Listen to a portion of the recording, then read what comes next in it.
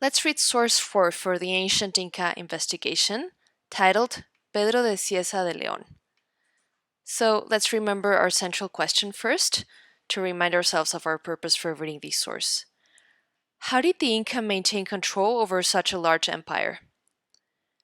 Let's read the attribution to see where source 4 comes from. Modified from the second part of the Chronicle of Peru, written by Pedro Cieza de León in 1553. Translated by Clements R. Markham, London, Hakluyt Society, 1883, pages 36 to 50. And the headnote to find out more about where the source comes from.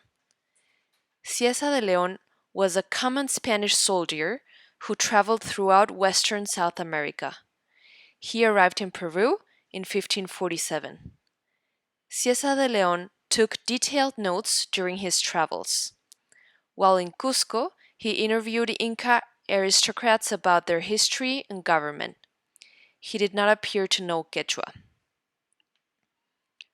So now let's read the source itself. Let's read what Pedro Cieza de León wrote. The ruler of the Inca kingdom had representatives in a capital city in every province.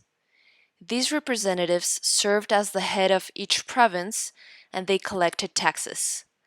Those who kept the quipus recorded the taxes paid by each province, whether gold, silver, clothing, arms, or anything else. At the beginning of the year, the rulers of each village came to Cusco, bringing their quipus.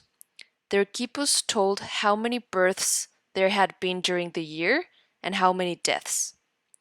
In this way, the Inca knew which of the Indians were poor, the women who had been widowed, whether they were able to pay their taxes, and how many men they could count on in the event of war. Since this kingdom was so large, in each of the provinces there were many storehouses filled with supplies. In times of war, the armies drew upon the contents of these storehouses without ever touching the supplies of their allies. The storehouses were filled up with the taxes paid to the Emperor Inca.